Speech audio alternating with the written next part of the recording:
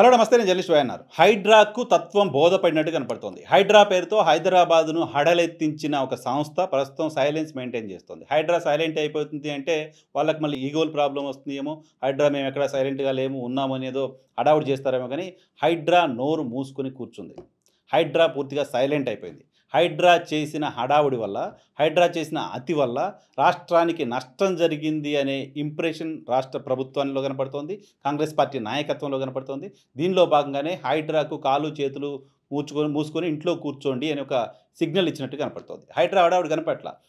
శనివారం వస్తే, ఆదివారం వస్తే ఎక్కడ మా ఇల్లు కూల్చేస్తారు అంటూ పేదలు ఆందోళన చెందిన పరిస్థితి నుంచి హైడ్రాని ప్రజలు మర్చిపోయారు. హైడ్రా కూల్చివేతలు మొదలుపెట్టిన సందర్భంలో హైడ్రాని లీడ్ చేస్తూ వచ్చిన రంగనాథ్ గారు లాంటి వాళ్ళు చెప్పిన మాట ఏంటి అంటే, మీరు ఎఫ్టీఎల్‌లో బఫర్ జోన్‌లో ఈ నిర్మాణాలున్నాయి. కొన్ని ప్రభుత్వం అనుమతించిన నిర్మాణాలున్నాయి. అనుమతించిన నిర్మాణాలను ఎలా కూల్చేస్తారు అంటే, అనుమతులు రద్దు చేసి కూల్చేస్తాం.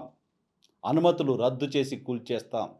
ఇది అహంకారంతో కూడిన మాట, లేకపోతే అధికారం వల్ల వచ్చిన మాట తెలీదు కానీ, ఈ మాటలు ప్రభుత్వానికి అప్రతిష్టని, చెడ్డ పేరుని తెచ్చిపెట్టాయి.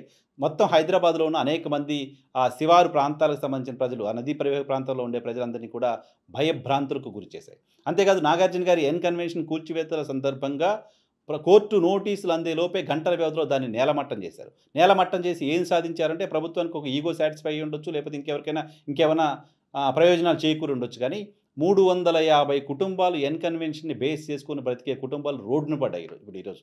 ఆ 350 కుటుంబాలు ప్రతిరోజు ప్రభుత్వాన్ని శాపనార్థాలు పెట్టుకునే పరిస్థితి ఉన్నాయి. 350 పర్మనెంట్ ఎంప్లాయ్‌మెంట్‌ని ప్రభుత్వం ఎన్ కన్వెన్షన్‌ని కూల్చివేయడం ద్వారా వాళ్ళకి ఉపాధి లేకుండా చేసింది. ఎన్ కన్వెన్షన్ మంచిదా, చెడ్డదా ఏంటనేది కోర్టులు తేలుస్తాయి. కోర్టులు తేల్చే అవకాశం కూడా ఇవ్వకుండా ముందుగా దాన్ని కూల్చేయడం ద్వారా వీళ్ళ ఉపాధిని లేకుండా చేశాయి. ఆ తరువాత తత్వం బోధపడి స్లోగా అయిన తర్వాత కమిషనర్ మాట్లాడుతూ వచ్చారు.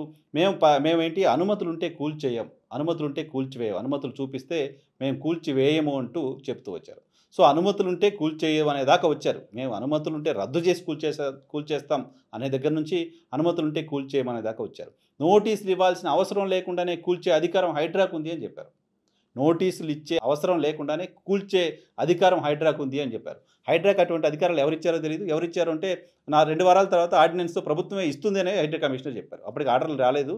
2 వారాల తర్వాత ఆర్డినెన్స్ తీసి ప్రభుత్వమే మాకు అటువంటి ఆదేశాలు ఇస్తుంది అని ఈయన ముందే చెప్పేశారు. రాష్ట్ర ప్రభుత్వం తీసుకునే నిర్ణయం, రాష్ట్ర ప్రభుత్వం తీసుకొచ్చే ఆర్డినెన్స్‌కి సంబంధించి ముందే ఆయన చెప్పేశారు.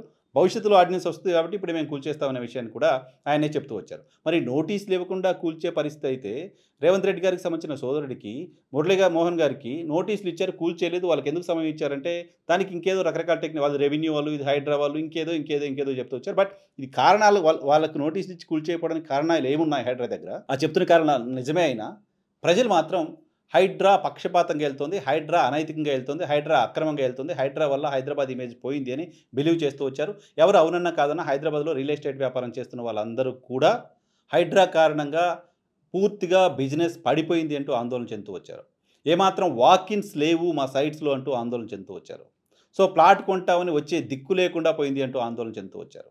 ఈ కారణంగానే అనేక మంది హైదరాబాద్‌ను వదిలి బెంగుళూరు వైపు పరుగులు తీశారు. బెంగుళూరు వైపు వ్యాపారాలు చేసుకోవడానికి సంబంధించి ముందుకొస్తూ వచ్చారు. ఈ నేపథ్యంలో ఈరోజు కొద్దిసేపటి క్రితం హైడ్రా ఒక స్టేట్మెంట్ ఇచ్చింది. ఏంటి అంటే హైడ్రా ప్రజావాణి పెడుతుందంట. హైడ్రా ప్రజావాణి పెడితే ఎక్కడెక్కడైతే అక్రమంగా ఈ వాటర్ బాడీస్‌లో నిర్మాణాలు ఉన్నాయో దానికి సంబంధించిన ఫిర్యాదులను తీసుకొచ్చి హైడ్రాకి ఇవ్వాలంట.